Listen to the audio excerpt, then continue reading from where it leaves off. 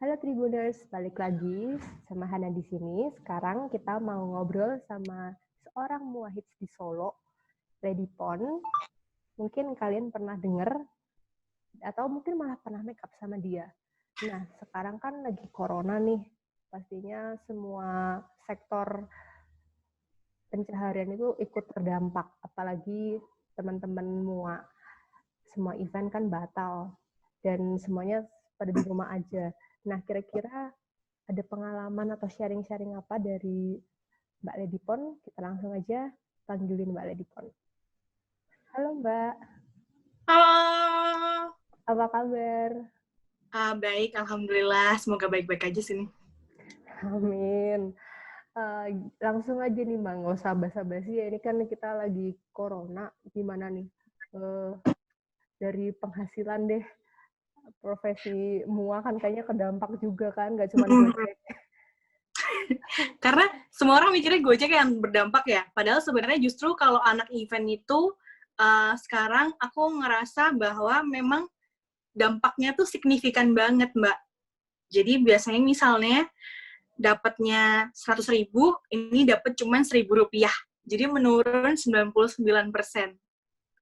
Bahkan ada beberapa teman-teman juga yang 0 rupiah dapatnya, karena kan memang semua event di-cancel dan nggak diperbolehkan untuk ada acara pernikahan, terus kayak konser gitu kan nggak boleh, Mbak. Jadi ya memang mau make upin siapa gitu. Iya, sedih banget ya Mbak. Ini udah 3 bulan ya kita work from home. Iya, udah 3 bulan, hampir 3 bulan ya. Terus dari teman-teman MUA sendiri gimana solusinya? Apakah mereka saling membantu ngadain aksi sosial buat bertahan hidup atau gimana? Mungkin bisa di-sharingkan pengalamannya Mbak Lady Pon. Oke, baik. Kalau dari teman-teman sendiri tuh mulai banyak yang beralih profesi ya, Mbak ya. Jadi kayak kalau biasanya make up, sekarang mereka jualan kayak makanan, terus kayak kemarin karena baru aja puasa dan lebaran, mereka bikin hampers gitu. Terus beberapa vendor memang kerjasama. Jadi kan sebelumnya MUA, dekorasi, dan foto tuh kalau di Solo berdiri sendiri-sendiri, ya kan? Sekarang tuh kebanyakan bikin paket murah gitu, Mbak. Jadi paket selama corona ini, akad nikah berapa juta, udah dapat dekorasi, fotografer, sama make up gitu. Jadi kita saling membantu untuk bikin paketan bareng gitu. Berarti sebenarnya tetap ada konsumen ya, meskipun nggak serame dulu gitu. Tetap ada konsumen sih. Itu kalian tergabung dalam sebuah komunitas atau apa? Atau gimana sih dunia permuaan itu? Nah, kalau dunia perempuan di Solo ya, aku bilangnya ya, kalau di Solo tuh ada satu komunitas, atau dua ya, beberapa komunitas gitulah. Jadi kita saling share mengenai info di situ. Terus kan kebetulan karena anak event itu saling kenal satu sama lain ya, Mbak ya. Jadi memang kalau mau bikin paketan tuh yang kenal-kenal aja. Jadi kayak misalnya aku kenal sama siapa, nanti ayo bikin bareng yuk biar kliennya nggak usah pusing nyari juga. Terus kita juga lebih gimana ya, nyaring kliennya kan lebih enak gitu. Oke, berarti emang dari lingkaran pertemanan gitu ya? Iya, pertemanan. Ya sih, berarti emang harus ini juga ya, selain skill, kita juga harus punya backing lingkungan yang kuat. Kalau misalnya masa-masa kayak gini benar-benar butuh ya. Iya, soalnya gimana ya, nggak bisa dipungkiri juga bahwa pertemanan tuh sekarang yang akan membantu banget sih, Mbak. Dulu mungkin waktu zaman sebelum corona, sebelum pandemi ini, berdiri sendiri pun nggak masalah, karena kan klien memilih vendornya sendiri-sendiri, ya nggak sih? Cuman karena ada corona ini jadi ngerasa kayak, oh memang penting banget ada hubungan pertemanan gitu loh. Saling merasa bahwa kayak, oh ternyata kalau punya teman enak ya begini gitu. Kayak sharing, kamu bikin paketan nggak? Kayak misalnya aku sama temen aku gitu kan, yang sama makeup artist, kamu bikin paketan nggak gitu? Ini aku kerja sama-sama ini, kalau mau ayo join gitu. Kalau nggak ya nggak apa-apa. Oke, iya benar juga sih. Terus nih, kan katanya masih terima konsumen. Terus kita juga ngerti kalau corona itu menularnya cepat dan tidak disadari, dan kita nggak ngerti kita tuh sebenarnya udah kena apa belum. Nah, deg-degan nggak sih? Ini aduh, alat make upku tuh bersih nggak ya? Ada tips nggak buat bersihin? Karena jujur aku selama corona nih make upnya gini-gini aja, karena aku juga takut kayak jangan-jangan aku tuh sebenarnya udah kena, tapi kalau aku pakai alat make up terus nanti brushku atau toolsku tuh kena, terus jadi gitu sedih. Itu kayak semacam ketakutan konsumen ya, kalau misalnya kan makeup itu alatnya nggak mungkin sendiri-sendiri kan Mbak ya. Jadi harus cari. Nah, kalau aku meminimalisir kemungkinan tertular atau penyebaran corona dengan cara ada beberapa alat yang memang bisa disposable atau sekali pakai. Kayak misalnya kuas bibir itu sekarang aku sekali pakai Mbak. Jadi kali pakai ke klien buang gitu. Terus kayak sponge juga aku sekali pakai, kalau nggak pakai sekali cuci disterilin. Jadi sampai aku tuh beli alat steril gitu Mbak. Alay kan. Terus selain itu kan aku juga kebijaksanaan Lady Pond manajemen, semua kru aku rapid test. Jadi aku beli alat rapid test untuk memastikan bahwa semuanya benar-benar bersih dari corona gitu. Terus sehabis make up dan sebelum make up, aku semprot dulu pakai desinfektan spray gitu. Jadi aku kayak beli semacam kayak gini, itu buat ngedesinfektanin lingkungan ruangan itu sama alat make up-nya. Oke, berarti kalau teman-teman kantor atau teman-teman yang mahasiswa tuh WFH nambah wifi, kalau teman-teman MUA nih nambah alat-alat yang makin banyak itu ya, disposable tools, terus Dan makin mahal, Mbak. tapi malah justru ya dananya juga, maksudnya pemasukannya juga berkurang kan, karena kita harus kerjasama gimana caranya supaya ini ya. Benar-benar. Berat sih. Bulan lalu tuh kayaknya waktu pertama kali corona 2 bulan lalu, aku tuh beli kayak masker waktu harganya masih 500.000 itu aku beli. Terus kayak beli sarung tangan juga itu, terus kayak beli apa tuh namanya face shield, terus masker N95 gitu buat make upin. Karena kalau orang-orang kan bilangnya resiko tertinggi penularan tuh di kalangan medis nggak sih, Mbak? Iya, benar. Padahal sebenarnya kalau misalnya dipikir-pikir, makeup artist tuh pekerjaan dengan resiko terberat. Karena kan kita ngehadapin klien tuh jaraknya maksimal cuma 30-40 cm, Mbak, di depan mukanya. Bayangin kalau klien batuk atau bersin gitu kan langsung cus gitu kan. Jadi ya memang alat pengamanannya APD aku tingkatin sih. Cuman ya mungkin pada saat itu kenapa lebih ditekankan ke medis karena takut terjadi kelangkaan itu kan. Iya, takut terjadi kelangkaan itu. Terus sekarang karena udah mulai teredukasi ya udah barang-barang juga udah ada semuanya. Oh ya, ngomong-ngomong soal masker nih, pengantin kan kalau di artis-artis yang menikah nih, kan mereka kayak pakai masker gitu. Nah, pengantinnya Mbak Lady Pon juga pakai masker gitu atau mukanya full make up? Kalau masker, itu sekarang tuh jadi kewajiban, Mbak. Jadi KUA itu mewajibkan setiap pengantin untuk menggunakan masker. Jadi mau nggak mau tetap, walaupun mantannya full make up, tetap harus pakai masker sebelum akad nikah, dan buat foto ke negara, sama waktu akad nikah harus dipakai maskernya. Gitu. Tapi pernah ada yang nawar nggak sih? Oh Mbak, ini kan pakai masker, jadi makeupnya setengah aja dari hidung ke atas gitu. Pernah ada nggak? Nggak ada dong, Mbak. Tetap mau full.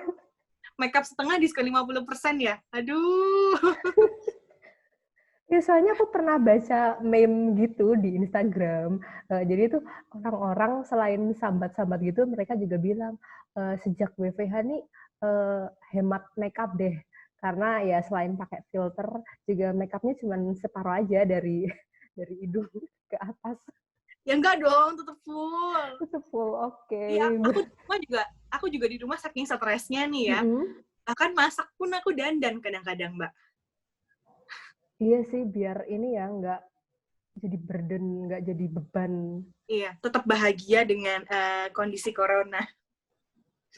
Terus ada kepikiran buat mengalihkan ke misalnya video gitu nggak, konten kreator ke YouTube? Soalnya kan sekarang nggak begitu ramai. Pendapatan dari secara langsung itu turun. Sempat terbesit ada ide mengalihkan ke tutorial? sempat kepikiran sih Mbak. Cuman setelah aku jalani ternyata bikin video itu nggak segampang yang dipikirin. Ya nggak sih, kayak harus ngedit. Belum kalau nggak bisa ngedit harus pakai editor, dan nyari editor yang klik di hati itu susah banget gitu. Jadi untuk saat ini aku bikin konten-kontennya yang sederhana aja di Instagram. Gitu. Ya sih, aku kemarin kayaknya nonton ini deh yang tutorial makeup summer ya, yang matanya pakai lipstick. Sunset. Oh iya, sunset. Jadi yang isi buat ngantor tiap hari gitu.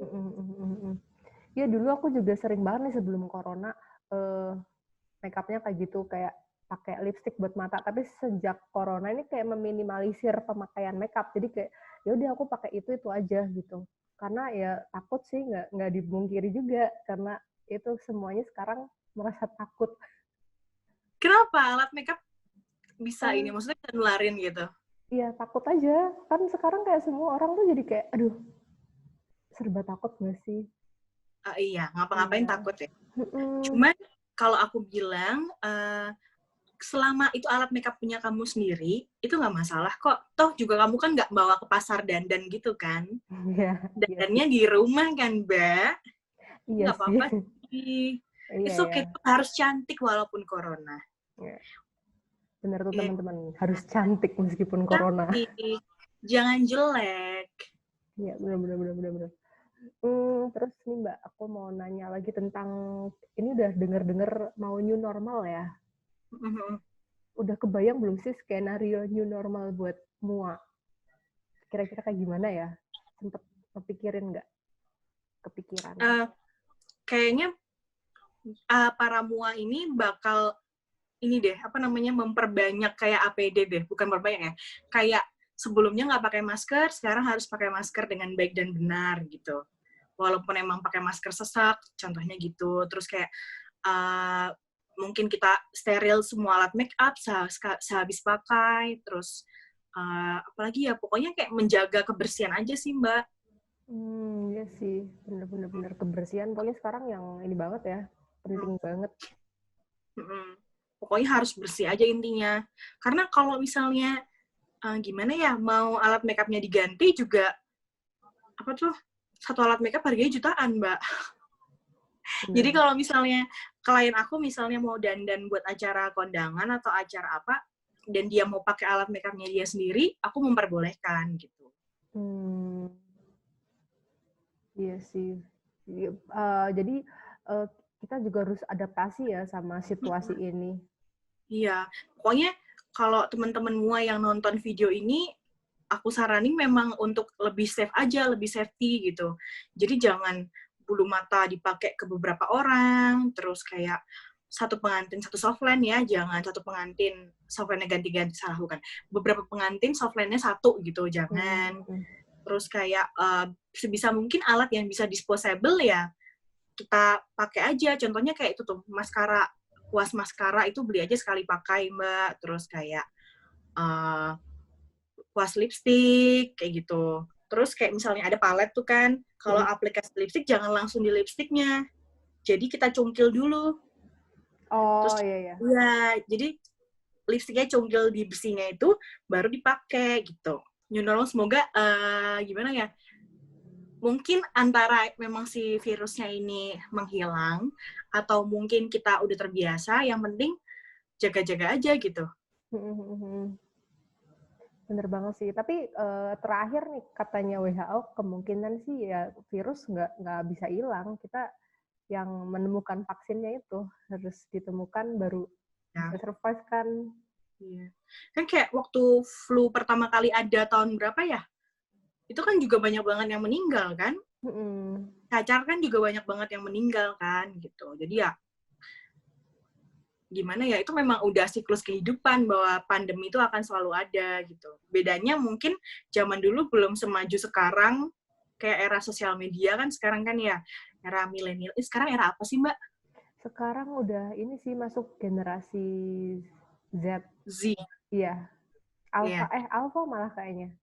Alpha ya? Iya. Ya pokoknya kan sekarang udah maju banget gitu kan. Zaman dulu belum ada tuh gedung-gedung bertingkat yang pencakar langit, sekarang udah banyak. Dan gimana ya, mau nggak mau tetap bakal lebih kerasa sekarang karena jumlah manusianya juga banyak.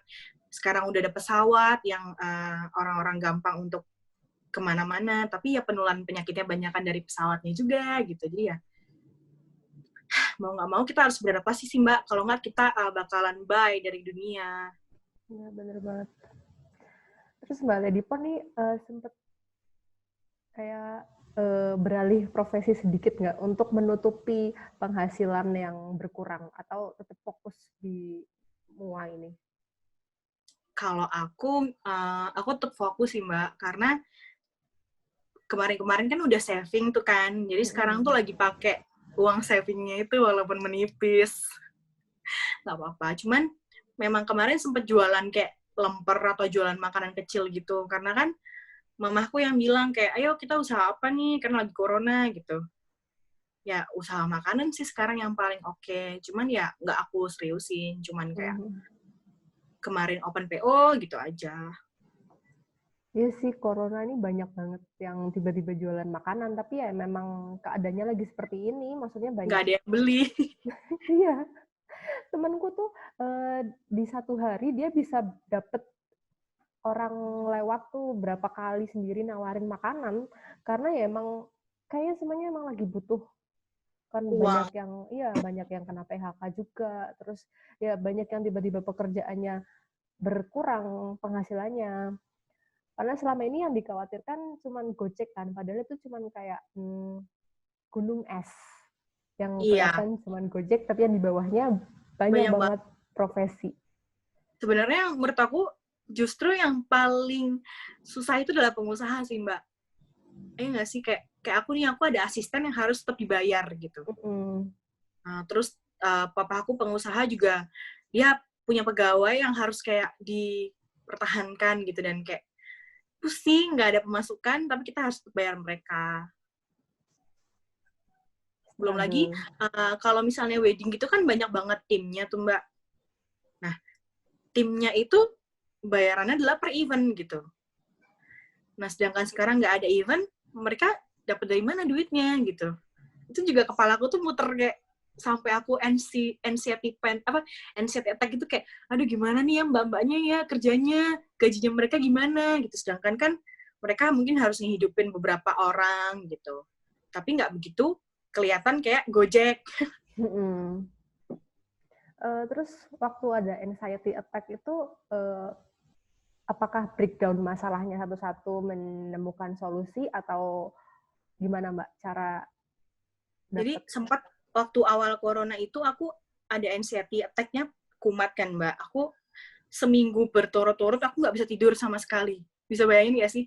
Aku baru tidur jam 5 pagi atau jam 8 pagi-pagi sesudah subuh gitu, dan sejam 2 jam kemudian bangun. Selama seminggu berturut-turut itu kepala aku udah pusing banget. Dan akhirnya aku mikir, aku bisa ngapain ya gitu. Kayak mungkin aku bukan siapa-siapa, tapi apa yang bisa aku lakuin ke negara ini gitu. Terus akhirnya aku bikin kemarin tuh ada donasi gitu sih Mbak. Dan akhirnya yang donasi tuh banyak banget. Padahal cuma 3 hari, 4 hari 3 malam itu udah sampai 35 juta rupiah. Dan aku kayak, wow ternyata banyak banget yang masih peduli gitu. Jadi kayak ya lebih care ke orang lain sih yang bikin anxiety aku turun gitu. Itu donasinya berarti ke rekening? Iya, ke rekening. Jadi uang cashnya 35 juta kalau nggak salah. Terus beberapa barang kayak alkohol, terus kayak masker gitu, mereka ngirim ke aku. Dulu sasarannya kemana tuh Mbak, kalau boleh tahu? Nah, itu sasarannya ke rumah sakit kayak Muardi, pokoknya yang rujukan COVID itu Mbak, PKU, terus Kasih Ibu gitu. Kasih Ibu ya nggak ya? Aku lupa, pokoknya rujukan rumah sakit rujukan COVID. Karena mereka kan sempat share tuh Mbak, kayak membutuhkan ini gitu kan. Ya nggak sih, di Instagram itu. Ya udah aku kayak, oh yaudah ini kita harus bantuin gitu. Terus, waktu itu katanya APD susah, ya udah aku kasih APD gitu. Nah, tapi kan pas itu berarti posisi awal corona itu juga kita lagi stres mikirin, aduh gimana nih nasibku dan nasib orang-orang yang menggantungkan hidupnya sama aku. Tapi kenapa bisa kepikiran gitu bantuin orang lain? Nah, aku juga nggak tahu, Mbak, kesambet apa ya aku ya. Yang jelas sih, gini sih, kayak aku tuh ngerasa kalau aku mati, aku nggak bakal bawa apa-apa gitu. Yang jelas tuh ketika aku mati, aku mau orang tuh mengenang aku kayak, oh, Lady Pon tuh baik gitu. Jadi kayak, ya udah, aku berusaha jadi orang baik, berusaha waras di tengah kegilaan gitu. Oke, dan 3 bulan berjalan ini udah lumayan better ya situasinya. Ngerasain atau sama aja atau gimana, Mbak? Dari awal corona masuk ya, sekarang lebih better sih, kayak lebih menerima, oh ya udah, kalau sekarang ada corona berarti udah tahu harus gimana-gimananya sih, Mbak. Udah lebih ramai lagi orang-orang yang pesen waiting list makeup atau sama aja? Belum, karena kan pemerintah belum membuka apa ya, PSBB ya, bukan PSBB, membuka kejadian luar biasa kalau Solo kan. KLB-nya belum dicabut, jadi segala resepsi itu belum boleh gitu kan. Sedangkan orang-orang mikir nikah tuh ya resepsi, ya nggak sih? Jadi mau nggak mau tetap orang-orang kalau tanya pun untuk tahun depan. Dan masih gambling juga nggak sih? Maksudnya udah boleh belum ya tahun depan gitu? Apakah masih dilarang juga? Ya sih, semua rencana kayak terhenti gitu ya. Iya, makanya sebenarnya salut loh ke klien-klien aku yang sekarang tuh mau akad dulu. Karena kan untuk akad sendiri pun sekarang susah banget. Syaratnya tuh, Prosesnya. iya, ada tuh di daerah mana ya kemarin tuh? Sebentar.